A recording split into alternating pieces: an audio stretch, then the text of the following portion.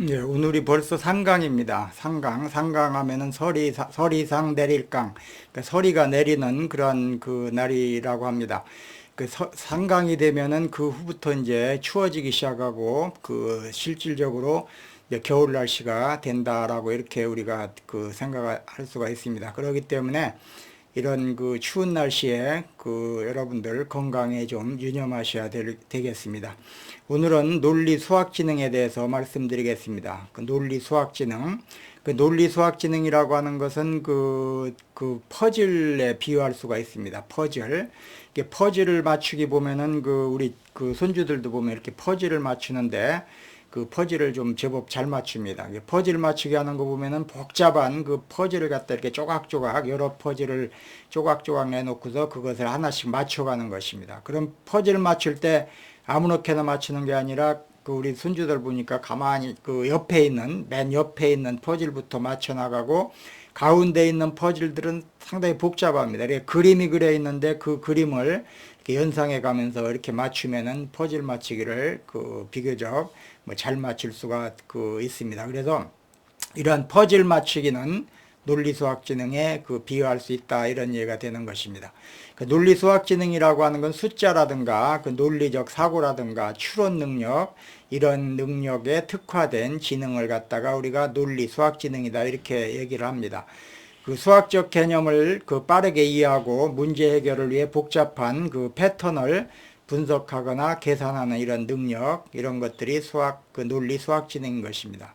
논리와 사고 과정을 통해서 추상적인 문제를 해결해 나가는데 그 강점을 보이는 사람들이 바로 논리 수학 지능이 탁월한 사람들입니다. 이 지능을 가진 사람들은 논리적 패턴을 풀어나가는데 능한 것입니다. 어려운 수학 문제나 과학 실험 같은 거 이런 것들을 차근차근하게 분석하고 해결해 나갈 수 있는 능력을 갖추고 있는 사람들입니다. 우리 일반인들이 복잡하게 느끼는 방정식이나 수학 공식이 논리 수학 지능이 높은 사람들에게는 흥미로운 퍼즐과 같은 그런 것이 되는 것입니다. 마치 다차원 퍼즐을 맞추듯이 수학의 개념과 논리적 사고는 이러한 사람들의 머릿속에 자연스럽게 조합되는 것입니다. 우리가 논리지능을 가장 잘 발휘한 사람들을 든달 것 같으면은 아인슈타인이라고 볼 수가 있습니다. 아인슈타인은 상대성 이론을 통해서 물리학의 새로운 패러다임을 제시했고 수학적 사고를 통해서 시간과 공간의 개념을 재정의했던 것입니다. 아인슈타인의 천재성은 숫자와 과학적 논리로 복잡한 우주의 법칙을 이해하는 데 있었습니다. 아인슈타인의 논리 수학 지능은 우주의 작동 원리를 수학적으로 풀어낼 수 있는 그러한 능력을 의미했던 것입니다. 아인슈타인은 수학적 사고를 통해서 당시의 상식을 뛰어넘는 새로운 물리적 법칙을 발견했습니다. 그의 머릿속에서 논리적 사고는 끝없이 확장되었고 그 결과 우리는 시간과 공간의 개념을 완전히 새롭게 이해할 수가 있게 되었던 것입니다. 일상생활 속에서도 논리수학지능이 발휘되는 순간들이 많습니다. 예를 들면 복잡한 재정 문제, 돈 문제를 해결하거나 컴퓨터 프로그램의 오류를 찾아내는 일 이런 거 역시 논리수학적 사고가 필요한 그러한 순간들인 것입니다.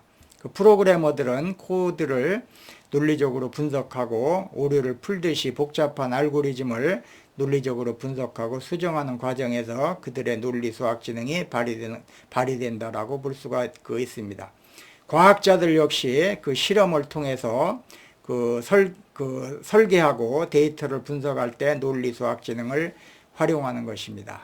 이들은 논리적으로 사고하고 실험 결과와 수학적 분석을 통해서 문제를 해결하는 것입니다. 그럼 우리가 논리 수학 지능 능력이 나서부터 죽을 때까지 중에서 언제가 가장 왕성하겠는가 라고 봤을 때 30, 40대 젊었을 때 논리 수학 지능이 가장 왕성하게 발휘될 수 있는 시기라고 볼 수가 있습니다. 그 후가 되면은 정보를 재현하고 상호 연결하고 연상하는 능력이 줄어드는 것입니다. 그러니까 과학자들이나 그 다음에 수학자들 이런 사람들은 젊었을 때 자기 능력을 발휘해야 된다라고 볼 수가 있습니다. 따라서 논리수학 지능이 높으면 그와 연관된 직종에 종사하는 이런 사람들은 30대 전에 그 승부가 있어야 됩니다. 30대 전에 자기 어떤 그 실적이 쌓여 있어야 된다라고 볼 수가 있습니다. 어느 정도 성공을 거두어야 된다라고 볼 수가 있습니다. 그때까지 해놓은 것이 없으면은 그 후에는 성취할 확률이 줄어든다 이런 얘기입니다. 그래서 논리수학 지능 능력은 3, 40대에 가장 왕성하다는 점을 우리가 알고 거기에 대처해야 될 것이다 라고 보는 것입니다. 결론적으로 얘기했을 때 논리수학 지능이라고 하는 것은 우리가 일상적으로 마주하는 복잡한 문제들을 논리적 사고를 통해서 해답을 찾아가도록 도와주는 그러한 능력을 우리는 논리수학 지능이다 이렇게 얘기를 할 수가 있습니다. 논리수학 지능이 높은 사람들은 물건을 잃어버렸을 때도 그냥 우왕좌왕하지 않고 자기가 잘 생각해서 내가 어디를 갔던가 그 다음에 자꾸 추적합니다. 추적해가지고 물건을 갖다가 이렇게 잘 찾아내는 이런 사람들이 있습니다. 우리가 핸드폰 같은 거 잘 잊어먹는데 핸드폰 잊어버렸을 때 보통 사람들은 막 우왕좌왕하고 머리가 그냥 하얀해집니다. 그런데 논리수학지능 능력이 있는 사람들은 머리가 하얀해지는 것이 아니라 자기가 잘 생각합니다. 어디에 갔었는가, 내가 어디에 갔었는가, 그 다음에 그때 뭐 했는가, 시간 같은 걸 이렇게 눈을 감고 잘 생각해 보는 거입니다. 그러면 답이 그 중에서 나오게 된다라고 볼 수가 있습니다. 그래서 논리수학지능 능력은 우리가 일상생활에서도 상당히 중요한 것이다라고 하는 점을 알 필요가 있다라고 하는 점입니다. 그래서 오늘은 논리수학지능, 숫자와 추리의 연금술사라고 하는 그러한 주제로 말씀드렸습니다. 오늘은 여기까지 하겠습니다. 감사합니다.